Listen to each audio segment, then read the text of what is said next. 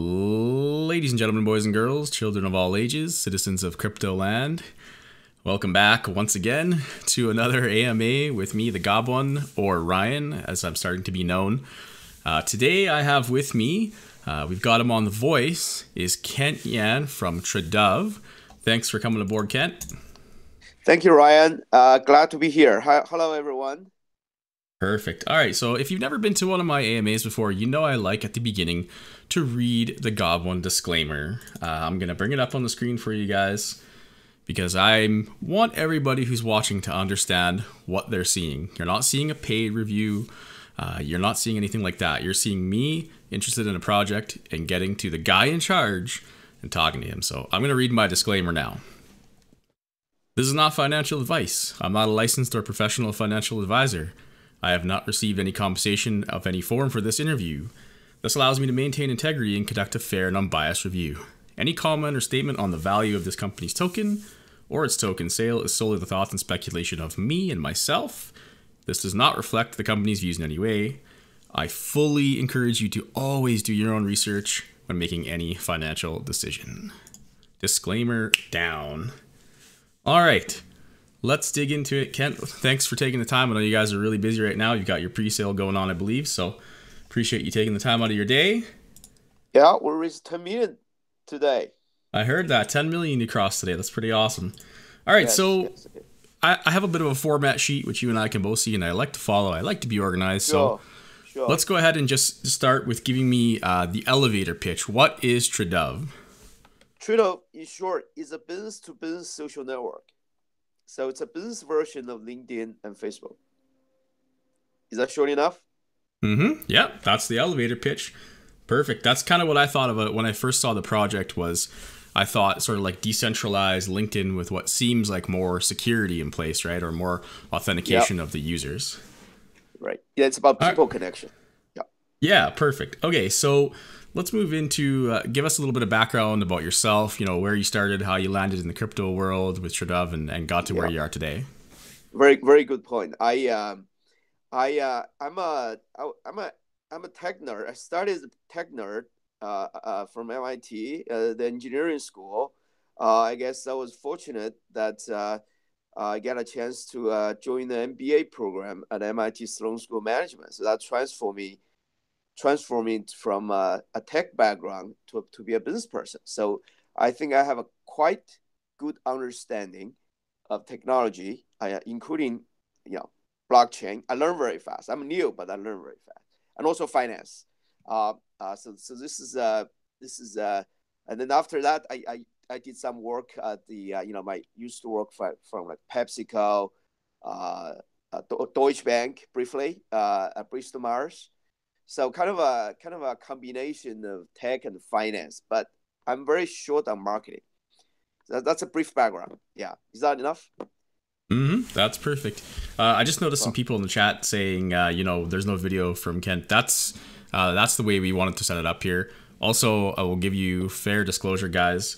I wanted to type in the chat, but I spilled coffee all over my keyboard about half hour ago, and some of the buttons aren't working, so I'm not going to be able to type in the chat. But I'll just talk back to you guys.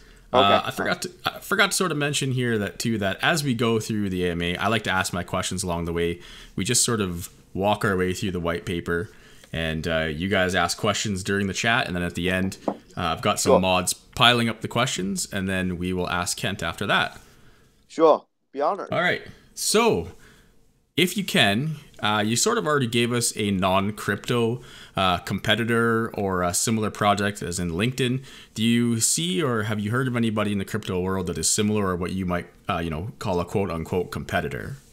Not in the crypto world, but outside crypto world, there are several companies. Like, for example, I think there's a company in Utah called Masri. They are also business social network. There's a company in China called TraceSpark. They claim they're a combination of LinkedIn and Alibaba. So in this field, we call business social network B2B 2.0. I think we're the leader. We're far away from the second player. We actually acquire the closest competitor, Global.com. Yeah. Oh, really? What was the name of that again? We acquire our closest competitor, I would say 3 or 4 years ago. called globial.com, globial.com. Okay. I apologize for my voice, but because I have a sour throat. I just came back from New York. Oh, no worries. Yeah. But in crypto world, we didn't see one. So I think we are the first B2B token in the marketplace. That's why we're doing so well in our token offering. Yeah. Okay. Are you able just to turn your microphone up or maybe get a little closer to your mic there, Kent? Just people are saying that they I'll can't. do that. Perfect. Thank you. I'm using a cell phone. Yeah. Oh, there you go. There you go. Yeah, that's much better. Okay, so this moves us into, let's maybe have you talk a little bit about some of the key team members and the advisors, which I see are pretty crazy. So I'll let you dig into that one. Yeah. Well, during the process of developing the company, we've been in business for 5 years. So we're fortunate to have built a very solid and loyal and ethical team. People like from, of course, MIT, LinkedIn, Facebook, Amazon, Alibaba. It's on our white paper. We've been working together since the development of the company. We know each other very well. We know we pass through the hard times and good times together. So it's a time-tested, very solid team. So we have team in US. We have about 6 people here in US, 2 are full-time, 4 are part-time. We have 2 people in Geneva, 1 full-time, 1 part-time. And then we have about 16 people. I would say 16. Yeah, 16 people in China. They're all full-time. Yeah, they do development and marketing like this. Yeah. Oh, based in China. Okay. Yeah. Perfect. So that's it's bigger than I thought here. Oh no, I see the link here. Team in China. I think I did look at that actually on your website. Yeah. Well, somebody actually, I really like the crypto world. Somebody actually called our manager in the middle of the night saying they want to visit the office to see if we're real. I want to say here, you're encouraged to do so. Yeah, just bring lunch, but just bring your own lunch. We don't buy you lunch. Yeah, you'll get that. That's what I love about the crypto world. They've got the detective hats on very tight. Everywhere, every corner of the world. Yeah. Yeah, you can't slip anything by them at all. So. Well, let's talk about the advisors. I guess I was fortunate enough to even during my Sloan years in MBA and during the while I work as investment bank, I get to know some of the very powerful people or established people. People like Phil Duff was former CFO Morgan Stanley, and I'm a very good networker. I have to say. So I get to know those people. I tell them what we're doing, like Richard Rosenberg, for example, the former CEO of Bank of America. So we met at the Caltech alumni gathering. He asked what we're doing. I told him what we're doing. He said he would like to pay a visit. He paid a visit. He looked at what we're doing. He told us he wants to be an investor. So he became an investor and strategic advisor. So we had lunch. We used to have lunch every month.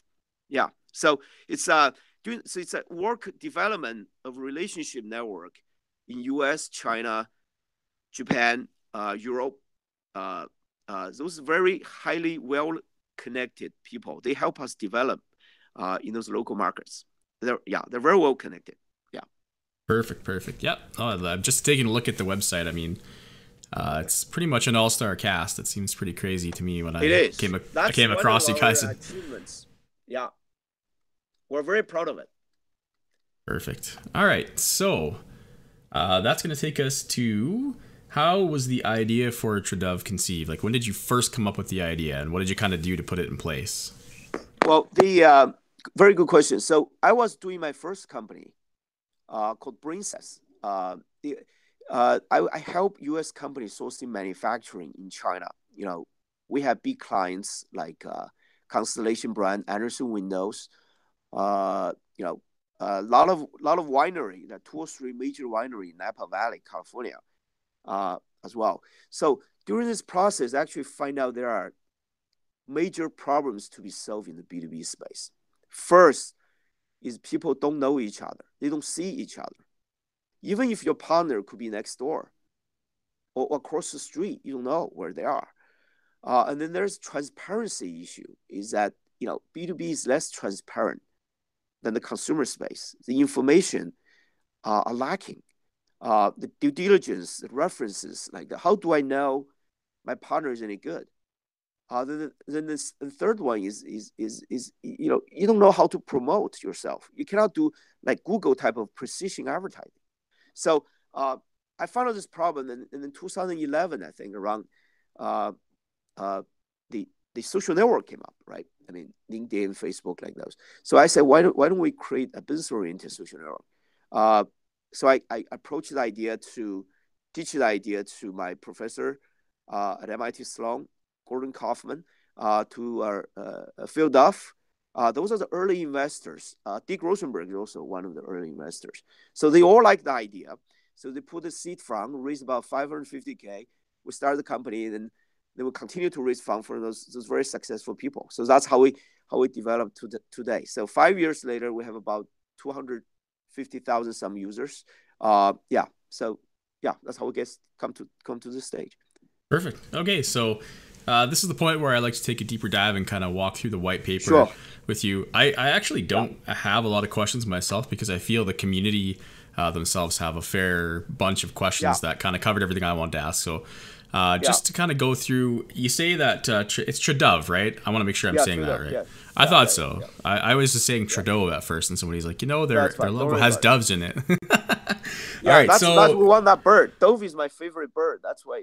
Oh, there you go. Okay, there's the story behind the name. All right, so okay, you said the platform is up for 5 years, right? Like your website, basically. How long has the mobile app been up?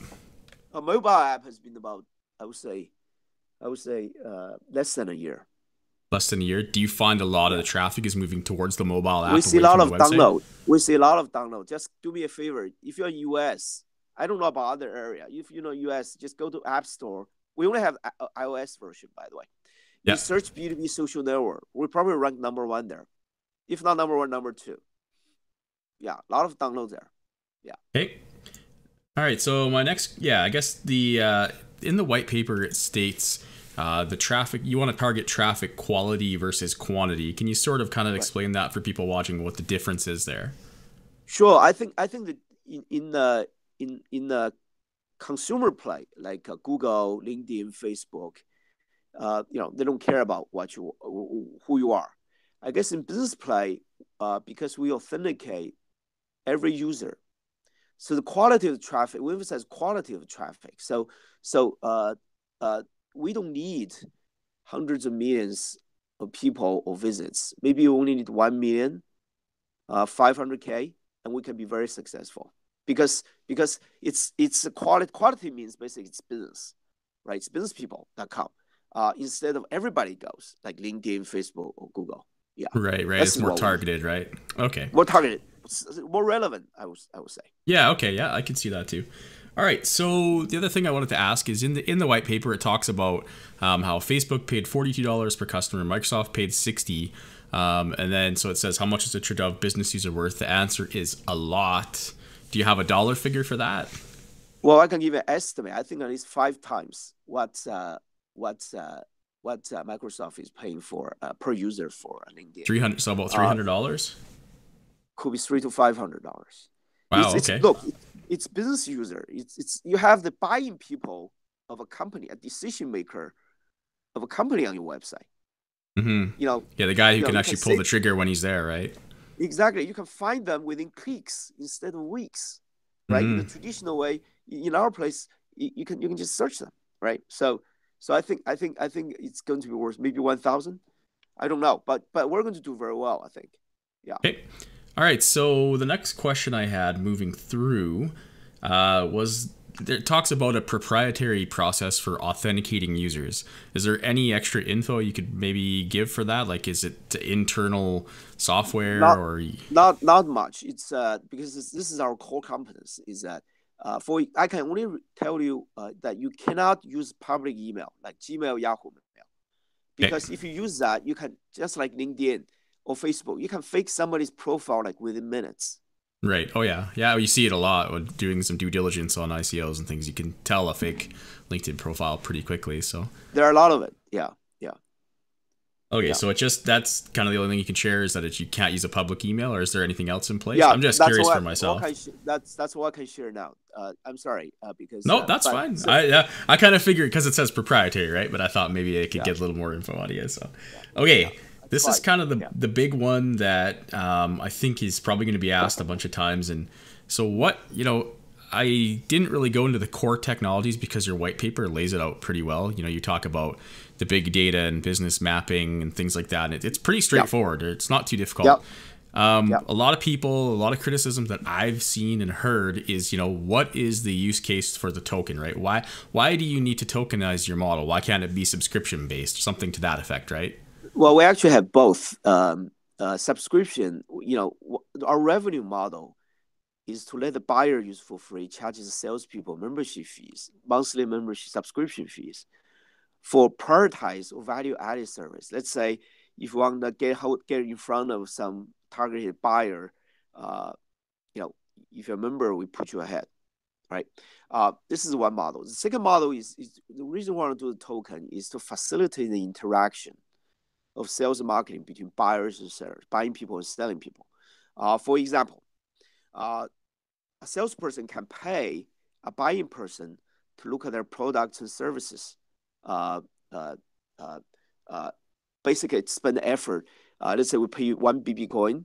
Now the buyer can deposit that BB coin into their company account, so their salesperson can use that BB coin to pitch it to other buyer. So this is one model.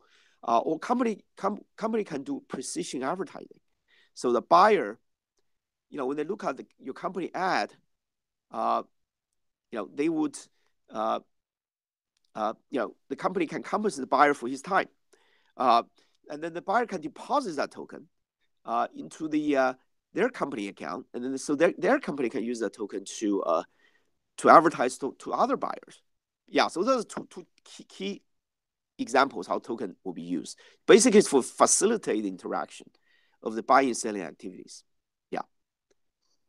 Okay, I understand. So the token is sort of the payment mechanism. So does that mean like the TraDove platform isn't like the platform in itself being the website and stuff? That's not really decentralized. It's sort of just the payment side of things, or the advertising side of things. The decentralized. I think the decentralized thing you're talking about is our next step we're thinking of doing, is that using the BB coin that we're going to be issuing as kind of an international payment solution, especially with developing countries. You know, there's a big trust problem in B2B. You know, seller, how do I know I get paid for the goods and services we deliver? Mm-hmm. So use blockchain and like those, you know, similar to like the Bitcoin network, something like that. We set up a corporate network, something like that.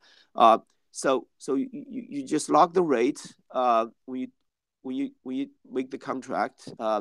It's just like I would say a distributed or blockchain version of letter of credit, because letter of credit is very expensive and it's paper yes, intensive. I know. Yeah. So, okay, so those are things you're working on, because I see that in the white paper, roadmaps and milestones, right? So we've got the business social network that's checked off as done. Is that, like, I guess kind of clarify the business social network? Is that the platform itself, like the website? Yeah, it's a website. The website. And the okay. App. And the things that are ongoing are the critical mass, the B2B cloud marketing material. We are one third. We're 1/3 there. I would say, 30% there, or 30% there. That's why we want to do this ICO, because 30% to 30% to what? 30% to critical mass. Okay, I see. Critical mass means, you know, it's like 800,000 to 1 million people. Because we're a B2B niche market, so we don't need hundreds of millions. Yeah, so, for sure. Yeah. Okay. So it's this critical mass, like that. Does that encompass everything that I would see here? Like, does that encompass the B2B cloud marketing, the big data, machine learning, and the trust international payments? Well, those are. Yeah. Right. That's what that's your 30% tourism. Okay. Yeah. Well, 30% mostly is 30% number of users. Oh, so we want I see. We want another 500,000 users to reach the critical. What does critical mass mean? Basically, once you reach, you know, social network, anything, even the like Telegram, like this, you need enough people, so people would find it to be valuable to be there. Mm-hmm. And then they will start inviting other people in. So you see the snowball effect. So that's why this ICO thing can help us significantly. Yeah, we So can reach there. how close are you guys to like integrating fully the blockchain or the like the BB coin solution? How, if you could give a percentage, how close would you say that you are? Well, I would say 10-20%. Okay. Do you have a blockchain expert on your team right now? We have acquired, not acquired. We have hired a blockchain team in Slovenia. Okay, and they're Yeah, just not on the website or anything like that yet? they're not. They're not yet. They're not yet. Okay. Not yet. So we are. Yeah. One suggestion I would make is definitely throw them up there, because that was another criticism I saw was people were saying that they don't have any blockchain people in their team, right? So Right. Yeah. We yeah, don't. Well, it depends on their choice. If they want to appear, we can put them there. If I they don't, suppose that's true. then yeah. But you do have Depends on their. blockchain experts right now. What's your anticipated timeline, would you say, for getting that, getting the BP coin fully up and running, that blockchain side of things? Well, I think I would say probably late 2018, early 2019. Okay. All right, perfect. I think that answered all the questions that I have. The next section we sort of move into is the partnership section. Do you guys have any partnerships that you can announce at this time? We let me see. We do have some partners. Of course, we have partners for the token offering. We have a partner, two or three partner groups in US, in Europe, in Japan, in Korea, and then we have partners in other countries as well. Mostly advisors, I should say. Yeah, we don't Great. have. Yeah, I'm looking at the list of them right here on the website. So these, I see now they're all token offering partners and advisors, sort of. Yeah. And in terms of business, we mostly do like internet marketing, right? And so you don't really need a partner per se, I should say. But in the future, you probably do need them. Help you develop like those. Yeah. Yeah. For But sure. we don't have big ones, to be honest. No So, big partner. yeah, no, that's all right. One thing I wanted to ask is I can't get to it now because of my damn keyboard, but there's a picture somewhere. I think if you go to TraDove/who's in, there's a picture of like all the companies and stuff. Is that companies that are using your platform or that you have connections with? Just a little bit of clarification there would be good. Yeah, that's something we call a lot of misunderstanding. Yeah. Those list of companies, their employees or their salespeople or buying people join our network. So let's say. Okay, so they're users of the platform then. Their employee are users of the platform. That's what. Okay, so say like I think like Pepsi's on there or something, right? So you're saying an employee of Pepsi is like the decision maker. You say, right? Like head purchaser or whatever. That person is currently using the platform. Different level. Oh, okay. Different. There's high, low. Salespeople, buying people from Pepsi, they're there. Yeah. So how do you verify that? I guess like how do you know for sure that they're still using the platform? Is it just like email signups, or how do you track that? It's the platform. I would say the activity level we have from 0 to 10, we're probably at 3 to 4 level. So we need intensive marketing to bring people in. That's why we need to do this ICO, because it give us the money we need to actually bring people up. So they can find as a buyer, you can find each other by keywords. What do you buy? What do you sell? They can post buying needs and selling needs. We automatically match that buying needs and selling needs with their business profile. They can ask questions. They can share knowledge. Basically, it's a LinkedIn, but it's business version. It's all business people there. Yeah, when I kind of explain it to people, that's exactly what I say, right? It's a decentralized LinkedIn that's more secure and more focused. Right. Yeah, I mean, I started a LinkedIn profile, 2 months ago, and I just get, people who are kind of within my space, just randomly connecting. I thought it would be a lot harder to connect, right? But just, the ripple effect, and you get people that aren't in your space, but kind of are. So I could see the need for something like this. So, I want to move on to the roadmap breakdown. The website or the white paper, I can't remember which, says Q3 for using the actual BB coins. I think it says you want to start getting people to use BB coins by Q3 2019. I know that scares a lot of people. So I don't know if I had a question. Well, that's because you need adoption.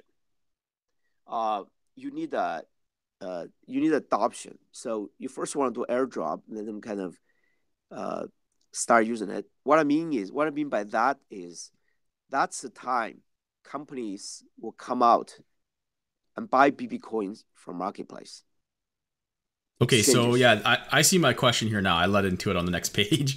Okay. So I'm assuming right now it's fiat that's being used on the platform, right, to do all the things that you Right now it's you want cards. to be. Okay. So is there a point in time where that will be cut off? Like the fiat side will be cut off and it's only So that's BB why you need that coins? transition, right? Yeah, okay. Well, I mean, do you then see down the line, do you see, say, in like 3 years, like credit cards, you'll only be transacting in BB coins? I will keep that open. I will keep both options open. Both options open. Okay. Yeah, And but so then what kind gradually of, you'll see. Go I ahead. guess my question would be, and I think what a lot of people want to ask is, right, why would they use the coin versus using the fiat, right? I think you kind of touched on it already, but let's kind of hammer down. Why would somebody use the BB coin instead of using fiat? What advantages are there, right? I think it's a trend. You'll see everything is gamified. Everything is gamified. You see. Yeah. Yeah, that's true. Yeah.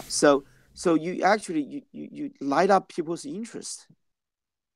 So it's just for like a attraction of sort of like the trend and There's the an way things incentive. you can see that the Yes. cryptocurrency trend is going to be there and you kind of want to have that in place. It's not sort of a necessitated Say by for like a cost example, savings or something. yeah. So it's not cost saving.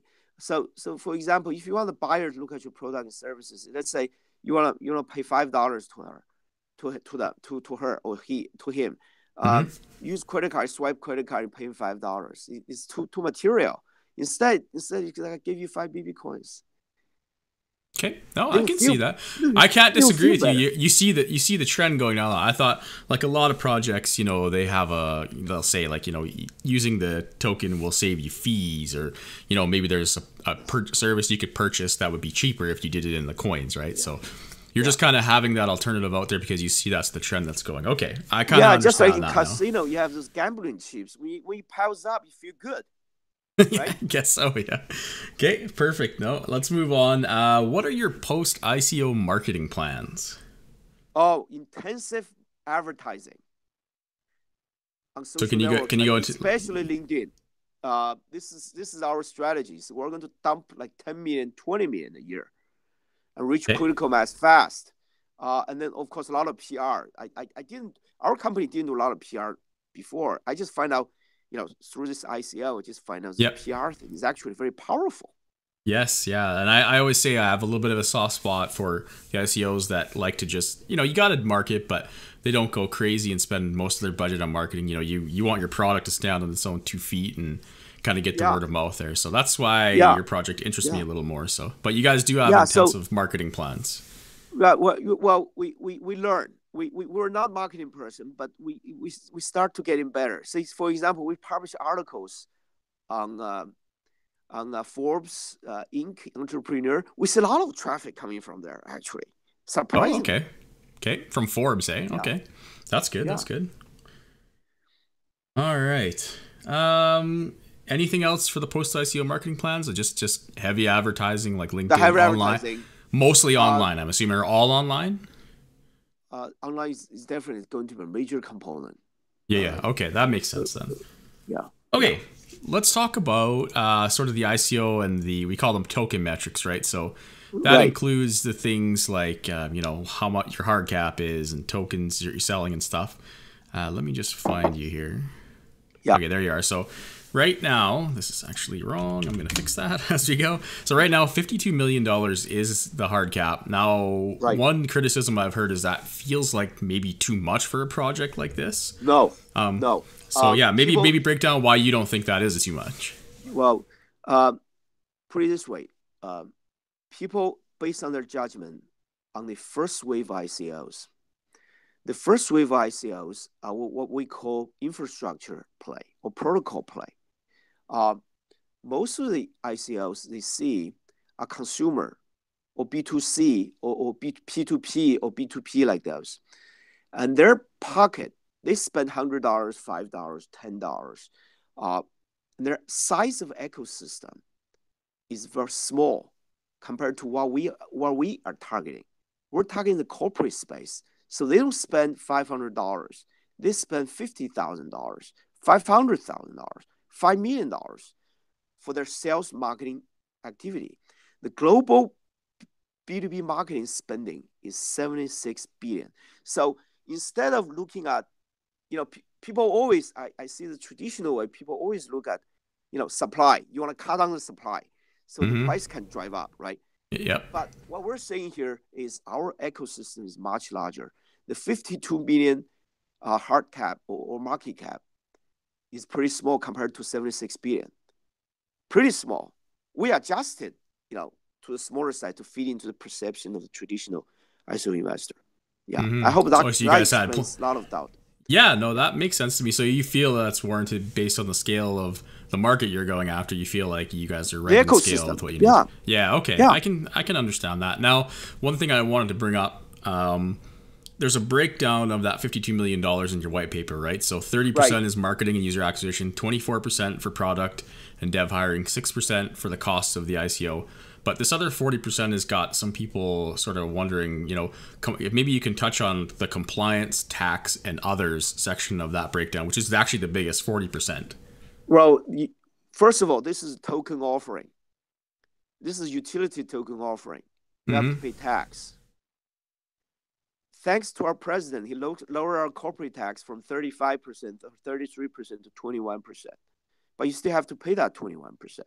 And imagine the cost of generate the token is zero.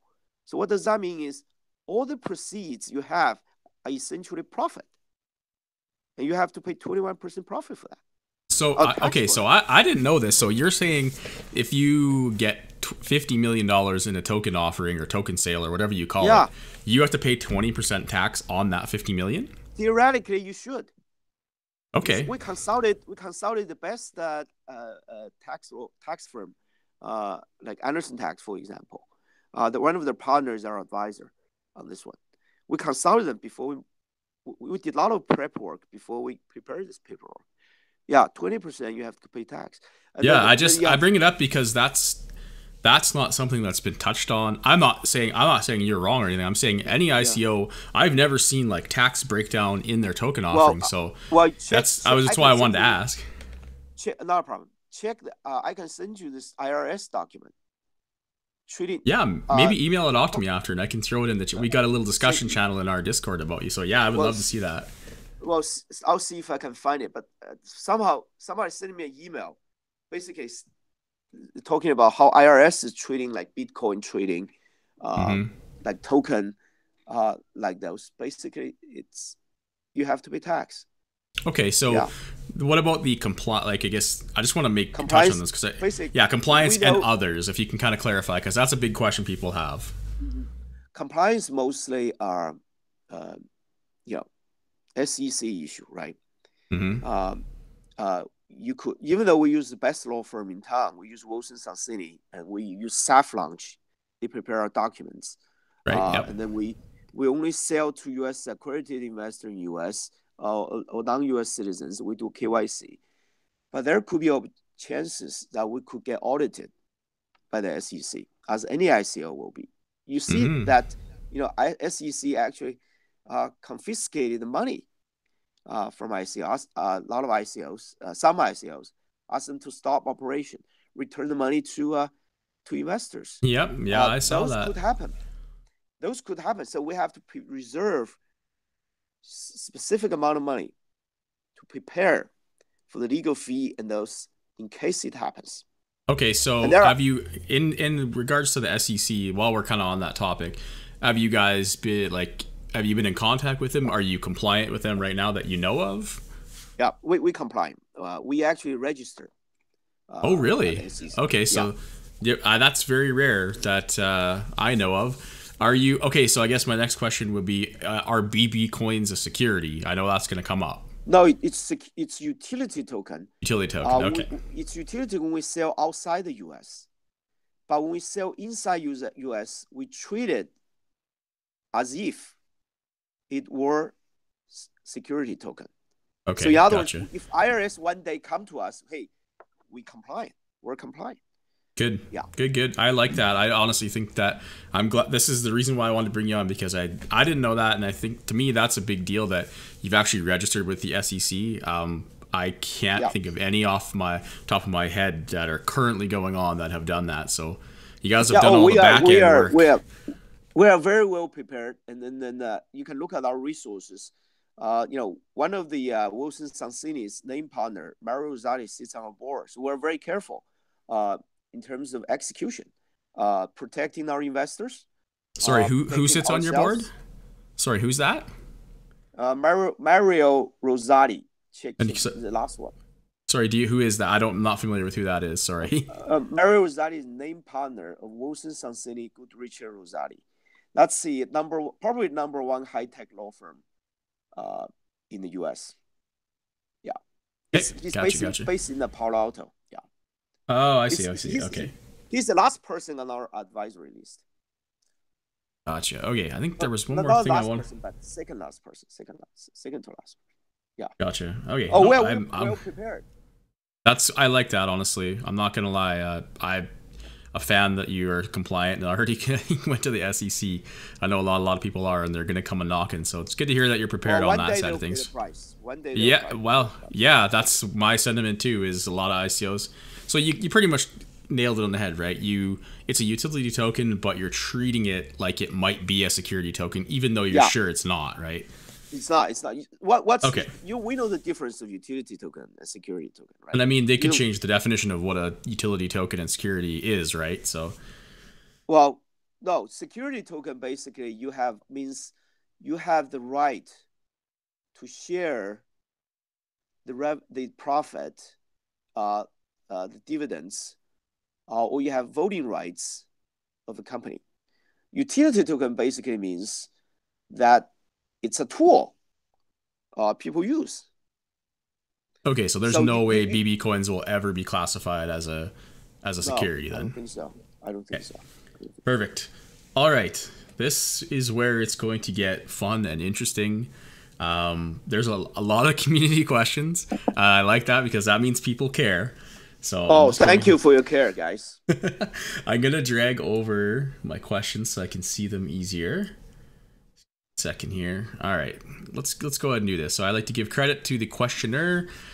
Some of them are more comment kind of things that you can just touch on, but lots are really good questions from what I've seen so far.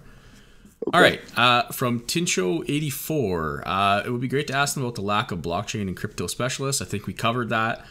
You presented huge brands as the who's in like they were investor partners, and when asked on Telegram, they admitted they only work with people. We covered this, right? So we talked about the who's in. So I'm going to scratch that one as answered. Good question, though. Phoebes, I think, would be great to ask what they think will incentivize buyers to use the platform. Sellers basically get free advertising and access to buyers, but something needs to drive buyers to use it. Do you have any marketing plans to get customers on board? We touched on that. Yeah. Well, the whole idea is that's gamifying. That's why using this token to gamify. Yeah. This kind of buyer seller. So when the buyer says, when the buyer sees how much token they earned, even though that belongs to their company, that would make them feel good. Well, this is kind of a psychological. But then there's other value in the sense that for our app, for example, our app allow you to do light collaboration between your partners. In the business world, it's very similar to the consumer world. The way Facebook started with your friends circle. So everybody got a friend circle, and then your friends invite friends, so to form a social network. We found out similar patterns. Every buyer managed tens of sellers.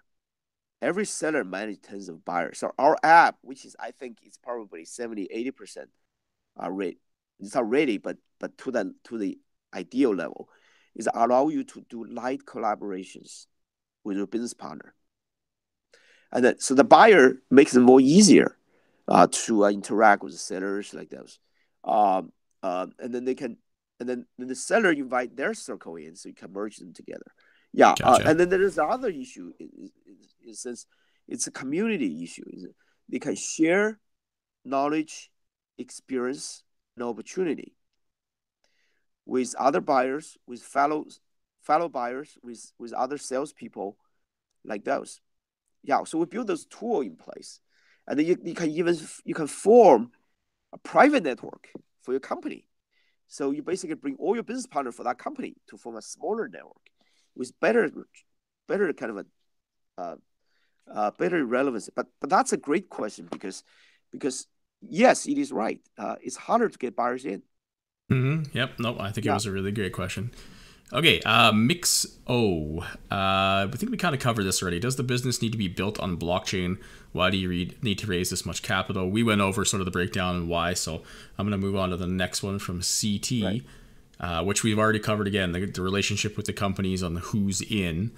We've kind of covered that, right? So, okay, so the next set of questions are from Jay Deasy, or Joe. He's actually in my core group of guys. He's sort of the businessman, so he's got a lot of good questions here coming up for you. Yeah, we like business people because they understand our model right away. Yeah, I think so. Yeah. Okay, so we answered the first question, but the next question is, what is the current cash burn rate, and are there any solvency issues with the company?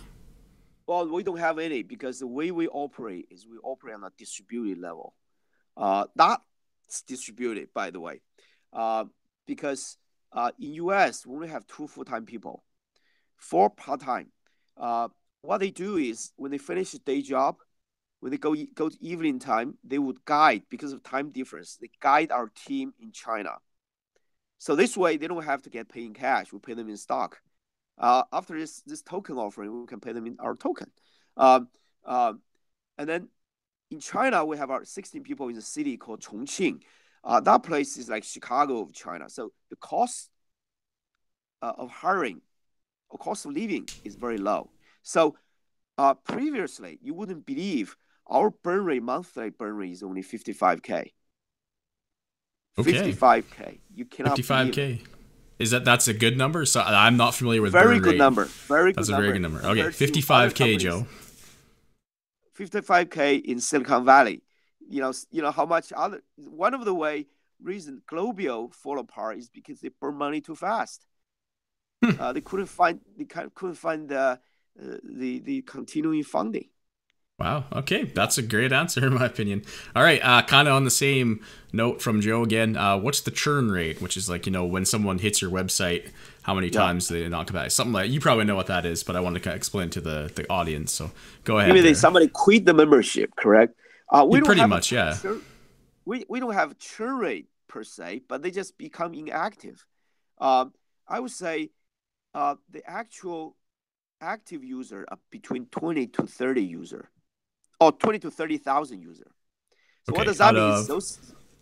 How many total again, sir? So about 10%, like complete usage. 10%. Okay. Basically, it's about 10%. Yeah. So that means they come to our site at least twice a month. Yeah. Okay. All right. No, that's a good answer. From Joe again, how often should we expect communications regarding the blockchain developments and progress? Well, I would say how soon, right? How I guess what he's asking is, will you put out like a weekly update or a monthly update on how the blockchain process is going and moving along for you guys? We usually hear for our investors, equity investors, we usually do quarterly update. Right. Yeah. Well, yeah. The crypto world has a lot less attention span than equity investors. So I think a lot of people I would say at least a monthly, if not like a bi-weekly type of update. Monthly is reasonable. Okay. Perfect. Yeah. Okay. Again from Joe, will the marketplace become more autonomous over time, or is the goal to be similar to LinkedIn first, with a marketplace for exchanging goods and services second? I think you kind of answered that in that. No, let me clarify that question. Because it's very important. We are not a marketplace. A marketplace is B2B 1.0 model. It's transactional. It's a list of products and services. We are a business network, a people network. So we connect people first. The old saying says, business is about who you know. Yeah, right? Yeah, absolutely. So once you connect the people, and we're solving the fundamental problem of business. Every company has to buy and sell. Just like everyone, you have to eat, you have to shit. It's very simple. So it's true. Yeah, you're right. So what? It's the core thing. You got to buy and sell. Yeah, you're right. Go ahead. Sorry. So over the thousands of years of people's human development, you know that two businesses will always be there. The restaurant business will always be there. The restroom will always be there. Same thing. If you solve the problem, make them do business better, the buying and selling better, this will be a very long-lasting business. That's why we told in our Telegram group, we're not for short term. We're for long term. If we build a business, it will last for a long time. I always say I'm a long-term investor. I'm not here to flip, and that's I'm glad that you kind of clarified that. So we're not looking for flip investors. I want to be clarified. Apologize for those people who maybe they're looking for shorter term. We may not be a good fit for you. Yeah, there you go. There it is, guys. The honest from the truth from Ken. If you're looking to flip the BB coins, guys, it's not for you. So I love it. I love the answer. So that's why we set the bar. We set the bar that high because we want to filter out. That made you talk about 52 million. People say it's too high. We want to set a bar there.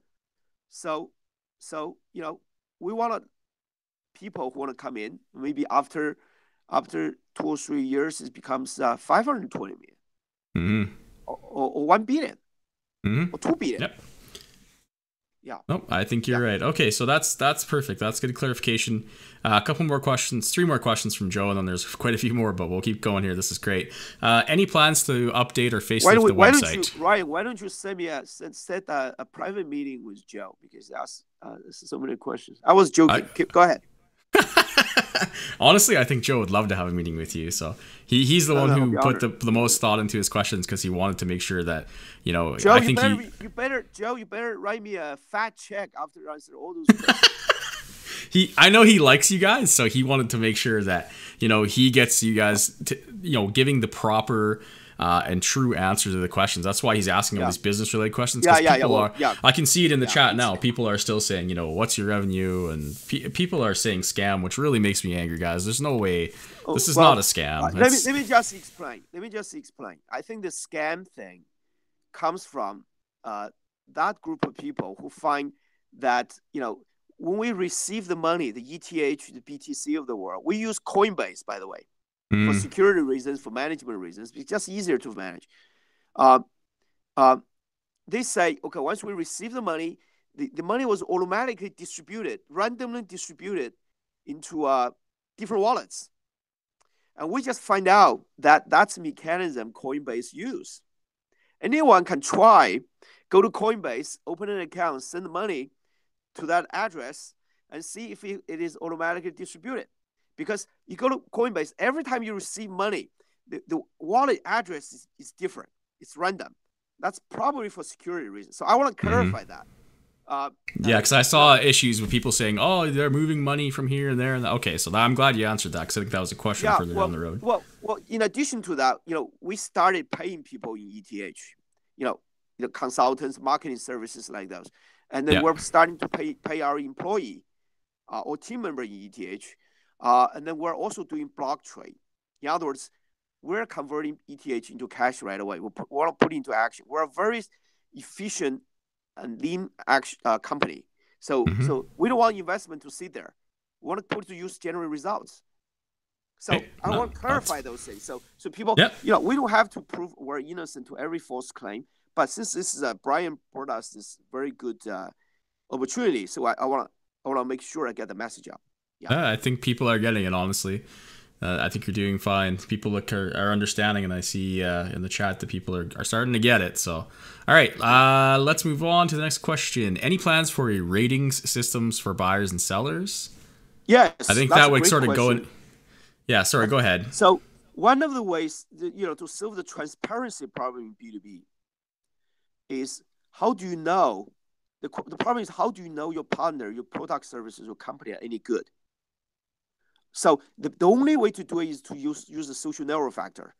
And then you first authenticate the user, so they have certain level of credibility. And based on that, they can rate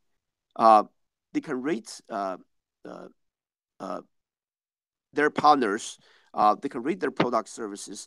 So other companies can use that data. Other people can use that data to shorten their due diligence time. That's what we call reduced information asymmetry problem in B2B, because B2B seller knows more than the buyer. How do I know the seller is any good? So that's a great question. So that is something that sort of you guys are working on as a rating system for buyers and It's sellers? already there. It's already there. Oh, It's not working on. It's already there. okay, never mind then. Good answer. Good question, Joe. One last question from Joe. Are there any public documents that you can share with the audience in terms of balance sheets or quarterly reports? For token offering, we don't have to do that, right? But I can Right. tell you our basic things. We have several hundred K revenue. Our burn rate right now, our total cost is about 600K, 800K like those. But once we got this token offering, which we already raised 10 million, we're going to spend aggressively. First, build the blockchain team, and then the wireless team, because we want to do. Remember, the fastest way to do viral marketing is to build this, let people collaborate. As I said, connect the business circles, and then merge the business circles. Mm-hmm. Yeah, so we're going to perfect our product. We don't have an Android version yet, so we're going to do Android version. We're going to do what we call electronic business card. So next time you see this business meeting, you don't have to exchange a card. You just tap a button. That's it. Okay. All right. No, I can understand, right? You're a private company. You don't technically have to share No, those things. we don't. But if you ask, Joe, if you write me a $1 million check, we'll give that to you. Joe, I think he wants some money from you, Joe. Oh man. All right, let's move on. There's still more questions, and I see some good ones here. So, all right, from Guile. I hope I say your name right, buddy. But they want to know why the website doesn't show your progress. Right, a lot of ICOs have how much you've raised and how much you have left to It's raise. there. Right? Oh, show progress. It's there. Just go there. The first phase of the pre-sale, we raised 8 million. We're into this first phase is basically, January 2nd to January 10th. Oh, okay. It is there. Is this something you guys recently added? Yeah, it's recently added. Okay, so there's your. Shy. You say, look, if I raise only 1 million, we feel shy to put it there. Right. Okay. So now once I have 8 million, I'm very proud. Oh, I see what you mean. You didn't want to put it there because you thought people would say, "Oh, this has only raised 1 million." Moving on, right? So yeah, I understand. Right. Okay, so you guys are at 10 million out of 52 million right now. Those numbers include like private investors and things like that. This is only retail sale. The whales, which there are a lot of whales interesting. The whales has not come in yet. I expect late January they'll come in. Those guys will put like 3 mil. So you guys haven't had like big investors yet? Nothing like that? It's talking right now. Right now, we do have investors. Big investors put 1 million. 500K, 700K. People. Our lowest is $240. Yeah, we want a lot of people to participate, and I apologize for the backlog that we have because we're understaffed. There's too much demand. Our website alone, we have 10,000 registered users. Holy crap! Okay, yeah, I believe it. Crypto is a crazy place right now. So, okay, I want to pivot real quick. And are you going to hire more staff? Because you did say you're understaffed. Like I think I'm seeing a lot of questions about people requested a refund and people are saying you're going to get it eventually. So do you have plans to expand your staff? Well, the refund is we speedize the refund, but I have to say, few other ICO offer refund. So we're probably one of the few. Mm-hmm. Oh, I would agree with that. It's a pretty rare thing. I think it's already pretty good. Number one. Number two is in our agreement, when people sign the electronic on the registered site, it says no refund. So we're kind enough to provide refund to those people, but the ratio of refund is very low. Okay. Well, I'm just wondering if you... No, go ahead. But the reason it's slow because we have to process a lot of orders. Those guys who pay money. We have to verify. The crypto world, we find out there are a lot of fake orders. There are some fake refund requests. Mm-hmm. So we have to be careful. Otherwise, we'll lose money. Fair enough. So I can understand that. There's a lot of fraud in crypto. Absolutely, I've seen it firsthand. Yeah. So trust me, we have people watching. Okay. It's semi-automatic process. We build a system. Yeah. Do you think the backlog is going to be cleared sooner than later type of thing? Because I know this is going to be I've seen it asked a million times already in the chat. Put it this way. Once the whales come in, then we will take less retail investment. So it will get better. Okay, gotcha. So in other words, let's say if somebody put like $2.4 million, then I don't have to get 10,000 people who paid $240 to get that 2.4 million. So the flow will be slower, and then the quality of service will improve. I really apologize for the inconvenience we cause for people, but I have to tell you, your time of wait will be worth it. All right, so that question was from Olga. Let's move on. The next one's from Zing. Many investors from the community have complained that the hard cap is too high. We covered this, right? We've already covered this. So I'm going to move on. Think about demand. Do not always. It's just like when you let's say if you're a household, right? You're a household. So you're a husband, right? There are two ways you can maintain a family. Keep squeezing the cost, or make tons of money. So what do you want to do? What's the best way to do? It's not squeeze the cost, make tons of money. In other words, increase the demand. The demand is very high in the B2B space. So do not look at us or as from a traditional ICO. It's not, let's say the game system, their ecosystem is very small. That's what I think is different about you guys, right? Like it's more of ICO is really a fair word because it's not really running that way. So no, I see what you're getting at, and that goes with your long-term investment thing, right? No one's here to. This is you open up corporate pocket for the cryptocurrency. That's a significant impact, I would say, or contribution to the crypto world. So all of a sudden, you have those sales guys and buying guys look, hey, let's buy some token and facilitate our sales, get our sales faster. Okay. Understandable. All right, let's move to the next question from Marco. Do all advisors provided... hold on a second, let me just read this question. I guess he's asking if all the advisors have some sort of statement or announcement about their participation to the project, right? I guess, to summarize this, a lot of the LinkedIn pages don't show their advisorship of you, which is something to look for, right? Guys, look, they don't use LinkedIn though, right? Yeah, they don't use LinkedIn. They don't use LinkedIn, but we do have the video. We have the video from Dick Rosenberg. We have the video from Mike Honda, the former congressman. They're self-proving. How old are those videos? That was one question that I see down here. Are those videos recent? No, very recent. This is freshly made for the. We did interview with them. Do you have a time frame? Like, is it a couple weeks or a month or? No, it was prepared. I would say prepared probably. Late October. Late October. Okay. Yeah. So about 3 months ago. Okay. Still fairly relevant, I would say, for sure. Okay. That one was from, I already said Marco. Olga. Again, why is this project and such big aspirations and famous advisors barely do any marketing, promote itself? Why do the core team members and more advisors don't talk about it? I guess she's asking, why haven't you guys marketed so much until now? Or I guess you're going to start doing it. Well, tell you that's... Well, it has something to do with my personal strength. My strength is technology and finance. I'm not a marketing person. And also I'm very low key. I'm very humble. I'm very low key. So when we develop a company, we try to, be guerrilla as possible, and we don't have money to do high profile marketing, even though we have it now. But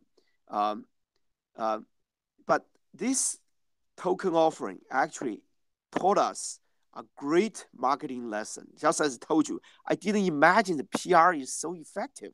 Mm-hmm. Crypto has a very big magnifying glass. Absolutely. So they spot these kind of things and go, why aren't these guys marketing? What's wrong with them? So you didn't think it would have that much of an effect, right? Okay. But after we got this 40-50 million, you'll see us pretty soon. Trust me. We have the money. We're coming. All right. Here is a question that I know you probably won't like, but I knew it was going to get asked. So people want clarification on Kent. Sorry, not Kent. Jesus. On Brian Caldwell's letter, right? I'm assuming you read that, and he didn't have some nice things to say.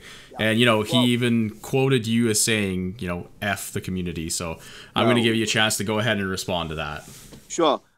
First of all, let me just tell you how Brian got engaged. We started this ICO. We need some marketing person.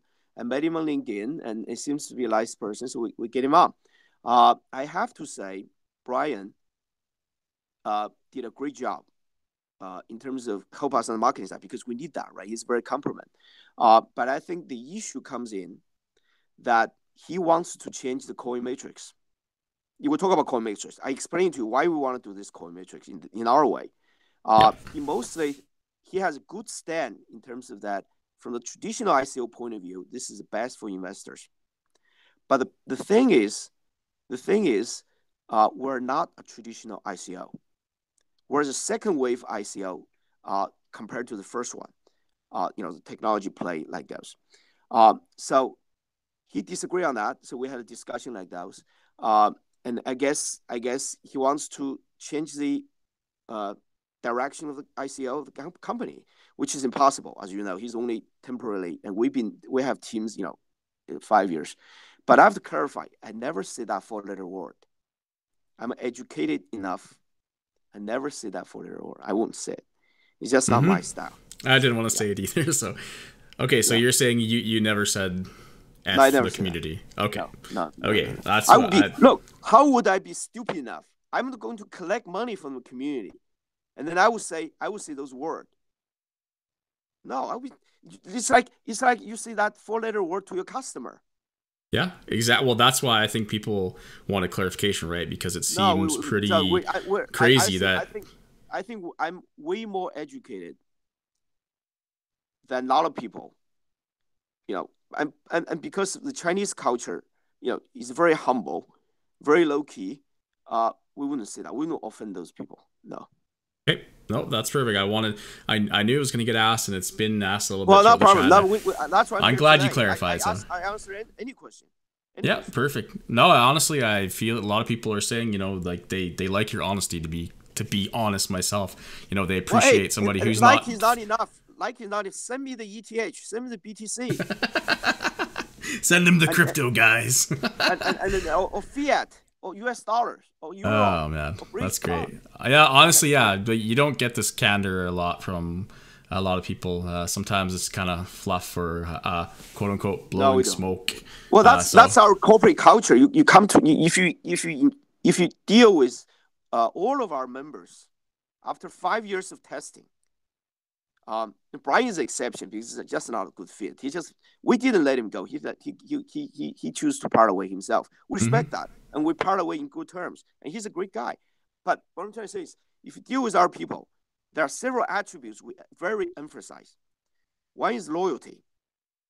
That the loyalty, if you're loyal to people, people will be loyal to you. Just remember that. You see those big guys that sign up, it's all because I'm loyal to them. And they are loyal to me. You see, Dick Rosenberg come here do a video for me.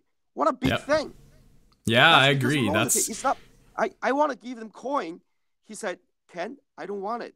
It's not because I'm rich enough. I don't need your money, but I just want to help you out. There you go. So loyalty is a key thing in our culture. And then the second thing is, you'll see our people are very team oriented, very humble. And we don't hire heroes. We don't hire those high-profile guys. Maybe that's why Brian is not good fit. He chose to have a high-profile exit. Yeah, that's fair. Well, knowing what after talking with you here, right? And I talked to Brian a little bit too, and I can see the differences, right? Like he wanted to fit you guys into the traditional ICO model, and you guys don't want to do that. And whatever disagreements is obviously stay with you guys, right? We're not gonna air dirty laundry here, guys, right? So just remember, this is our show, not his show. He execute. We make decisions. He doesn't make decisions. Well, this is no offense to Brian. This is just how any company would do, right? Yep. And if I were Brian, the best way, if I were Brian, I think there's a better way to deal with the situation. First, you're a company employee. You have to defend company interest because you get paid, right? This is the first. That's true. And second, you have to listen to what investors have to say, right? And then once with those, so in other words, you have to understand company interest and strategy, and understand the investors' thoughts and demand, and you combine them together to form a better solution. But I think Brian, when he deal with this situation, is he understands, he listens to the investor, but he doesn't understand the rationale behind those coin matrix, which I explained. I think that makes a difference. Yep. Nope. I think I can see the differences having talked to both of you, and I can we might as well just move on because I can see the differences and where it was going to be, and that he wouldn't kind of understand your side of it. You wouldn't, that type of thing. So, well, I wouldn't I'm not yell. saying I wouldn't yell. I talk the same way I'm talking now. You would sound like it's yell, but it's actually not. That's just the way I talk. Yeah, no, I talked to you for 10 minutes before this. This is no different than us chatting before the live stream, so I can verify that for sure. So, right. Let's move on. There's no bad feeling. Look, even if people get married for 10, 20 years, they still get divorced. So that's a normal thing.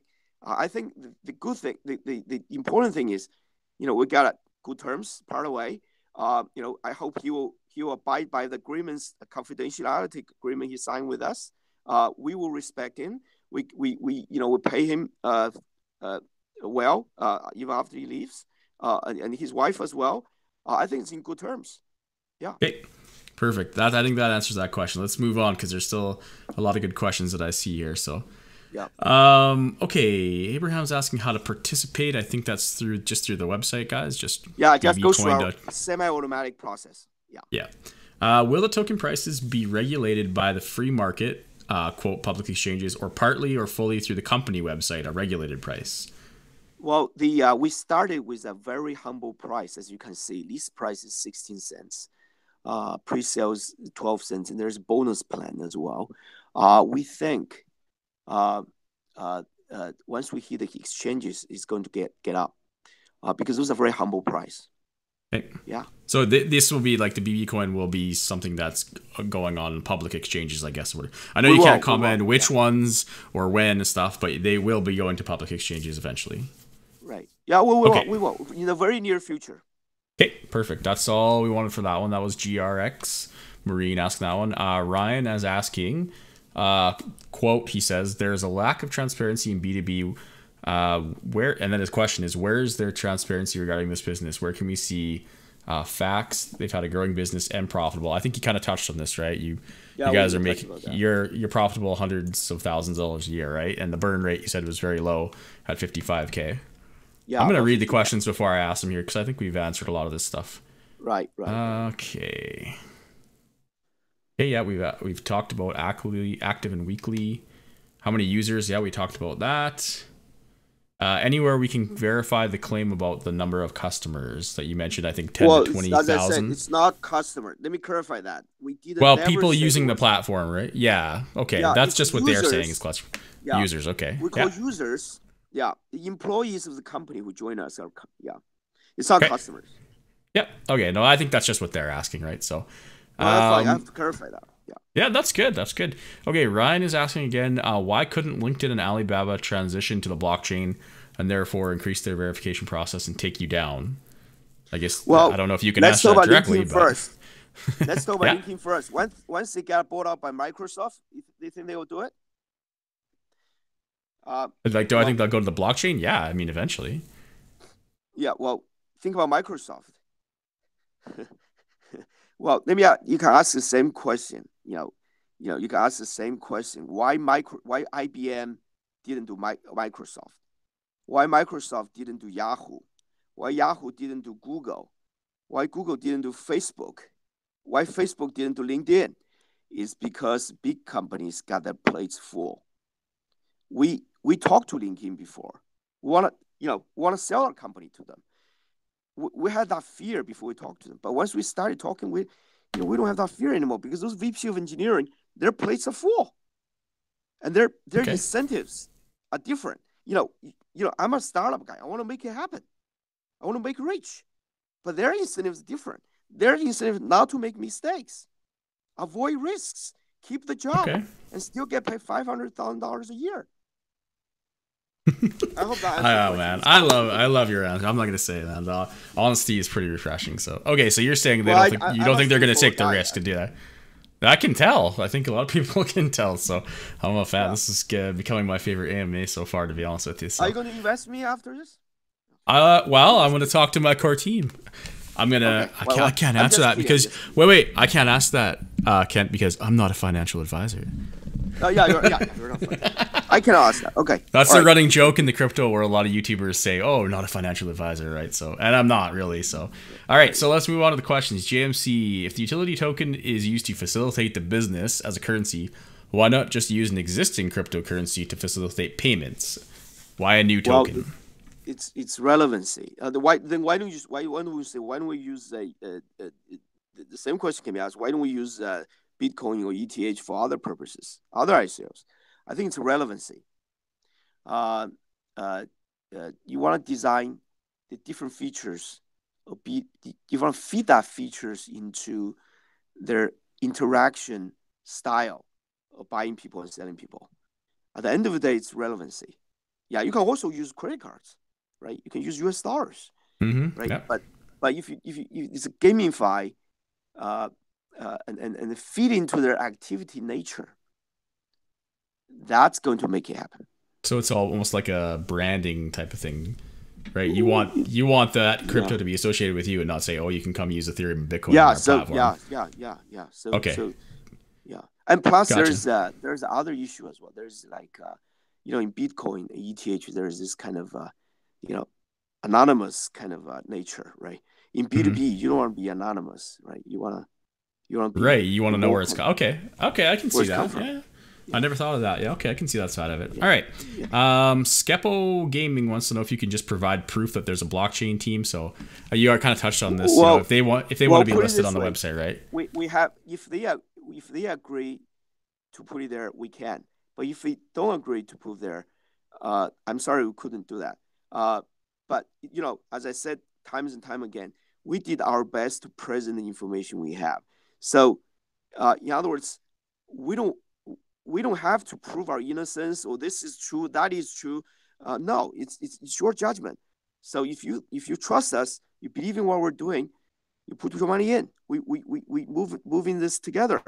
But if you don't believe in us, you've had doubt, or if you think we're a scam, or if you think we're other things, let's part away early.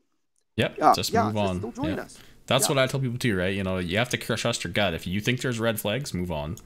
There's too many other opportunities in the crypto world. Don't ask a question. It's a waste of your time, our time. Yeah. Yeah, you're right. I love this. All right, so I kind of skim through the questions. A lot of them are sort of getting with allocation. The allocation, guys, is in the white paper near the bottom. There's a pie chart here that's showing allocations. I'm not going to go into that anymore. Antonio has a good question. What if you don't raise the 52 million, right? You guys burn the leftover tokens, I believe, correct? Yes. Yeah. I think we will. So do you have a soft cap? Like, say if you don't raise, or have you hit it already? Our soft cap is very low. Our soft cap is 2 million. We'll beat that. Okay, so you've hit that already. Okay, and it's just some just to make sure, maybe I can get that from you after, if you guys do burn the tokens, or what's going to happen with leftover tokens if you don't get to 52 million. That's kind of a would you big burn deal. it? Would you just burn it? Yeah, okay, that's what I've got on the. I'm pretty sure I read that you guys are going to burn them. So, but that's the way to do it.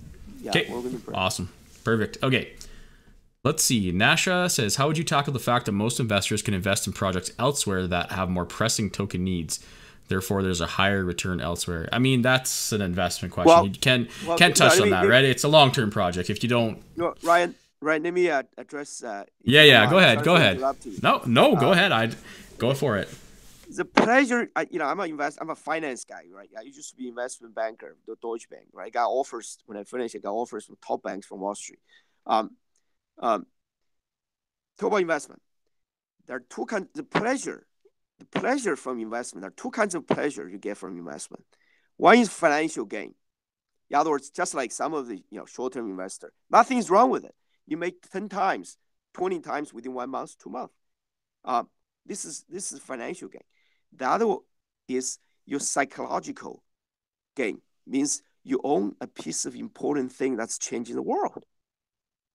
And for a fairly long time, you can tolerate that. So I guess so you choose from that kind of combination. We choose that kind of combination. It will give our investor good return in the mid to long term, but on the other hand, we want to give them this pleasure to be part of this effort to really change the B2B world, make it easier to do business. Okay, no, that's a good answer.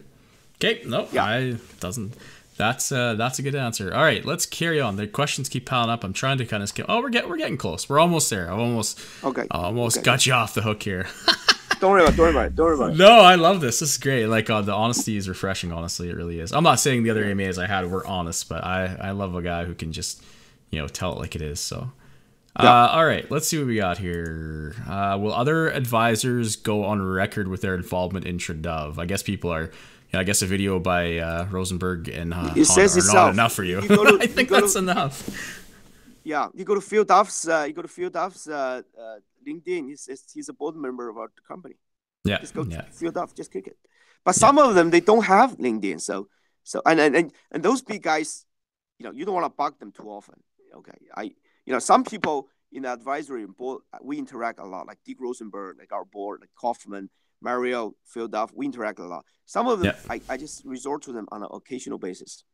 Okay, yeah, no, that's fine. I think that's why I wanted you here, because people need to most ICOs nowadays are run by young people, and they have young advisors who are more technologically, I don't want to say proficient, but they use it a lot more, right? So it's a red flag when people don't see LinkedIn profiles in a certain way. And that's why I love having these AMAs to get the person in here to actually explain that. So well, it's going to be hard because as I said, we present information the best we can. Mm-hmm. You can choose to believe it or not to believe it. It's your call. We respect that. Yep, absolutely. Okay, so that was from Olga again. So David asks, okay, when will refunds be paid out to investors who change their minds? I sent an email to Mary Meng with my coordinates and details, but didn't get a confirmation answer. Pretty soon.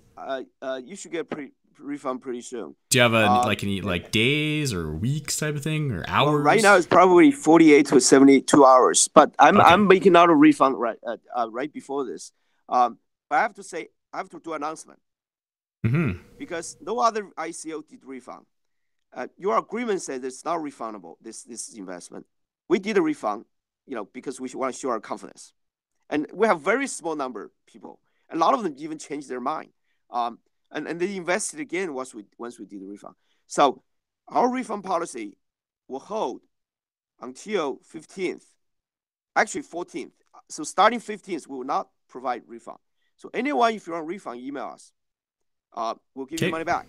There you go. Because refund takes 10 times the resources and time than we accept an order. It's just too much overhead. Yeah. Well, yeah, you have to manually refund everybody, right? And where just manual investing is semi-automatically, right? Yeah, because you said the fraud and stuff, right? Yeah, you have to check it. Yeah. Okay. All right, let's move on. I'm not going to ask the next question because people can't speculate on the price of the coin. Okay, so Ryan asks again, so they're using the money raised to pay their employees. What happens if they don't raise enough capital and can't pay their employees? I mean, you've already raised $10 million. I think that's going to set you up for quite a while. That's irrelevant now. Yeah, so we... Yeah, okay. We're fine. Okay. How are you paying people back? Are you just paying back in the Ethereum? Like if they gave you Ethereum, you're paying them back in Ethereum, Bitcoin to Bitcoin, that type of thing? No, pay back to investors? Yeah, like say I invested, 1 Bitcoin and I want a refund. Do I get 1 Bitcoin back or do I get USD back? You get 1 Bitcoin back. Okay, except if you send fiat currency, we probably prefer to pay you in ETH because look, people send like $240 in wire. Fiat currency. If I wire to you international, it costs me $45. That's true, yeah. Okay, so I think that was a question that people wanted clarification, right? So, but you would, well, I guess that's up between you and them to work out, but you are paying them straight back what they paid. Okay. Yeah. Okay, let's see, piggies or piggies. Do you provide financial standing assessments and other due diligence information on the suppliers? Well, that's they provide it themselves. They provide it themselves, and it's reflected by references and those things. Yeah. Right, like the ratings that you said you had the rating system in place, right? The Crypto Goblin, nice name by the way. Why are the whales not already in? What is the reason for that? I think you kind of touched on that. They will be in. Trust me, they will be in. I guess he's wondering why aren't they in now? Because typically the private investors, or what we would call whales, kind of come in early, right? That's because of Christmas factor. Okay.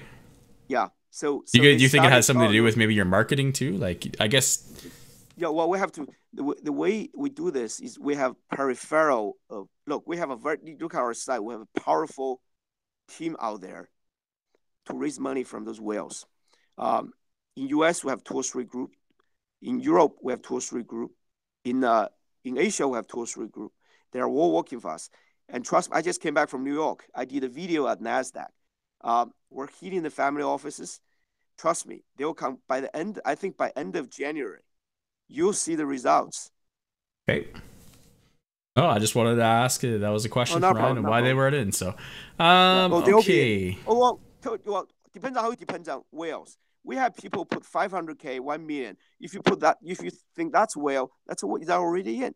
But the whale we're talking about is somebody put like 5 million, 3 million, or even 10 million. I mean, 500K is a whale to me. So you're saying people have already invested like 500,000, a million? Yeah, we have many people. We have quite some people put like 500,000, 700,000, 800,000. Some put like 1.5, 1.2, like that. We have it. Yeah. Okay. No, that's a whale to me. So I said it in that regards. I guess well, they are already in. So I'm a finance guy, so the whale to me is somebody who can write you a check of 3 million. 5 million or 10 million. We're just poor crypto people, so 500K to us is pretty crazy. That's a whale to us. So, all right. So to answer that question, by the way, in you'll be amazed how crypto people are rich. You know, we have a guy from India. I was on a plane from New York to San Francisco. He insists to have a video call with me. He said, I'm going to put 130K in you. Yeah. So I had a video. From the JetBlue airplane with this guy. Well, I mean, maybe one day we'll all be crypto rich. Oh, I know. There's stuff out there, but to us, whales are. To me personally, I would say if somebody's putting $500,000 into you, that's a whale to me, and I think probably most people watching. So we there have are people like that. Okay, perfect. That answers that question. All right, there are a lot of people put 200K, 300K as well. We have a lot of them. Okay. So there you go. Well. People like us. Yeah. There you go. All right, we're almost to the end. Skepo asks again, from the investor's view, do you think that the investors will benefit from the ICO even in a big bullish market 2018? Oh, hard to ask the question. Well, I'm not sure. Maybe you can ask. I'm not a financial advisor. I'm sorry. Me either.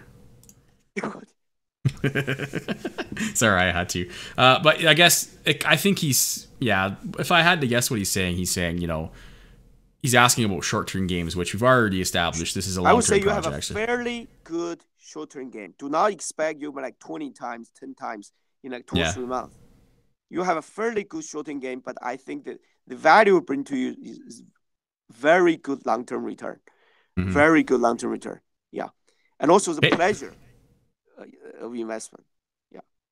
All right, so the next question from I can't say that, sorry. Why does the TraDove symbol look a lot like the AT&T logo? Well, that's by coincidence. Okay, because that's the first, when I saw the logo, I was like, isn't that AT&T? So it's just a coincidence, hey? It's coincidence, yeah. Perfect. Okay, so we're a few more questions here. Do you have any we already touched this. LinkedIn, Alibaba, those are the non-blockchain competitors. Okay, which party? Okay, yeah, this is a good question. Which party will be conducting your smart contract audit? And have you thought about using QuantStamp?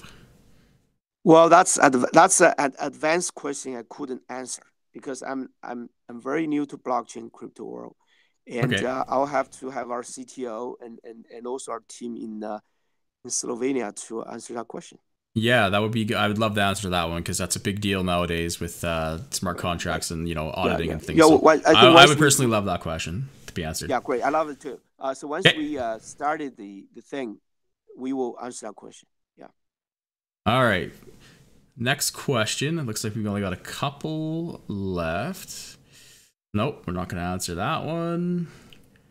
And the last one, again, is just, I guess people want to see the blockchain team. Again, they just want to see proof that you have a blockchain team. We've already touched on that again. So yeah, we touched on that. All right. And I told you one more time. This is not a traditional blockchain ICO. It's not an infrastructure play. It's an application play. The second wave of I would say we're one of the second wave ICOs. Yeah. Yep. Yep. No, I agree with you. It's not definitely not a traditional ICO. All right. Believe it or not, that's the end of the questions. So maybe I'll just give you the time to have the floor and make a closing statement, and then we'll let you go. We'll let you off the hook. So go ahead. Well, my closing statement is very simple. Show me the money. All right. Okay. I can't do better than that. All right. Thanks a lot, Kent. Thanks for coming on and answering all our questions. And I'll talk to you probably privately through Telegram or email. Thanks a lot. All right. Take care. Have a nice weekend, everyone. Bye-bye. Thanks. Bye-bye. All right, guys. I don't know what else to do. I don't know what else to do other than laugh. That was an epic closing statement. Probably will never get better for all the AMAs I do. I'm still on the... I don't know. I have to digest this whole AMA. This was not what I expected. Kent, I mean, personally, he's a hilarious guy, and I like his honesty. From an investment standpoint, again, I'm not a financial advisor. I'm on the fence. Got to digest what was said and go through and do another pass on the due diligence. But man, this was fun as hell. Holy man. I don't know. I don't know what else to do than loud. That was pretty epic. So I think it's been an hour and a half. The AMA was great. I hope everyone got their questions answered and gets a pretty good picture. The one thing I want to reiterate is, you know, it's not a scam. You can't call it a scam after this. It's not a traditional ICO, which Kent will admit. You know, it's not your... Yeah, that's it. It's not a traditional ICO. There's no other way to explain. You know, take that for what you will. But I think the cards are pretty much laid on the table, and hopefully you all can make a better decision for yourselves. Personally, this was a hell of a lot of fun. I'm so looking forward to more AMAs like this. I appreciate everybody's time. You can't be out because of the closing statement. That was so epic. Come on, man. Yeah, this video will go on YouTube in a couple hours after it's processed. This was awesome. I want to thank Kent again for coming on. And the reason we didn't do video is because he had there were some tech issues on my end, and he had to just use his cell phone, so that's why we didn't do video. That was my decision, because he said, you know, maybe we should just do video, but I said, you know, just do audio. It'll make things easier. So don't, you know, dock him points for that. But this has been awesome. I want to thank you guys for all your time. I'll see you guys in another AMA, and hopefully it's this epic. Take care out there, and I'll see you in the next adventure.